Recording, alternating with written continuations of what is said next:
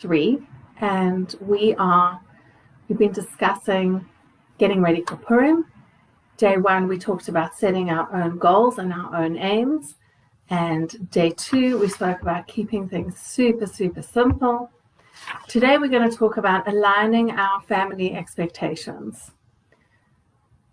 So we know what we want for Purim, and everyone has their imagination, fantasy, belief of what's going to happen on the day.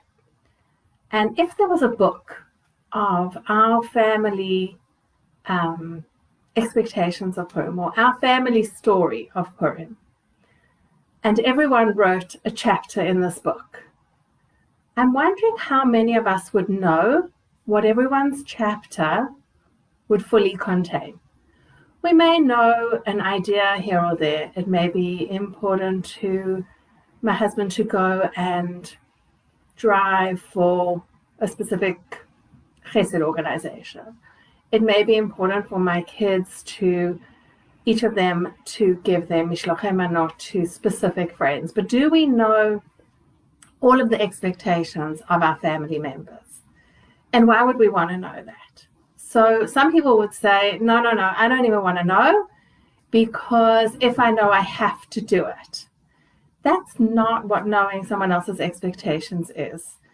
That is feeling absolutely compelled to fill someone else's wishes. And that is a separate topic.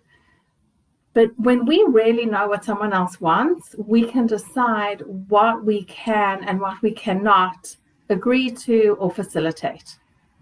So I would firstly recommend finding a quiet time, making a quiet time with your family members, with your husband, with your separate kids, and ask them, what's their dream? What's their dream for Purim? How would they love the day to go? How would they know that it had been a fabulous Purim? Like, what's really important to them? And while you're finding out this information from them, just be curious, just be open and curious to hearing what their opinions are. And afterwards, you can decide what it is you can say yes, no, or no thank you to. So first, you just want to hear what is it that's really important to them. Be curious and open. And then you take that information and you have a choice of what to do with it. So say your daughter wants to deliver mishloach manot to another city.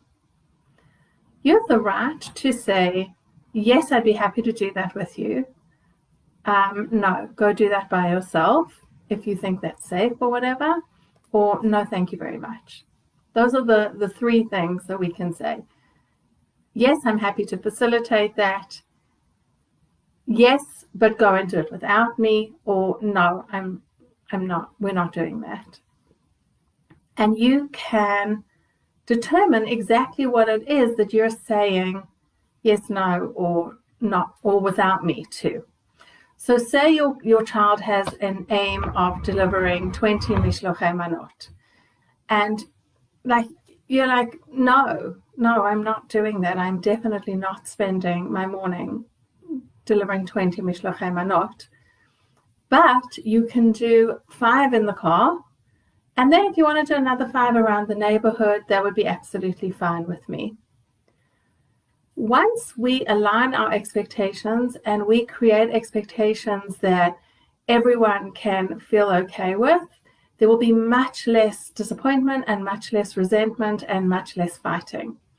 And if we can do it ahead of time, it would be so much better than on the day trying to figure out, well, wait, let's scramble, let's try to do this, let's scramble to do that.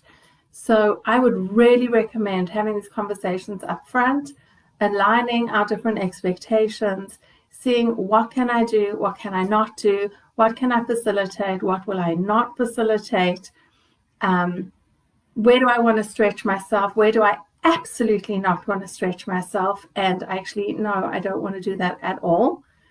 And being super, super clear with your family members about what they can expect and the day of Purim will just be that much more relaxed and that much more everyone knowing what to anticipate and what to be able to expect.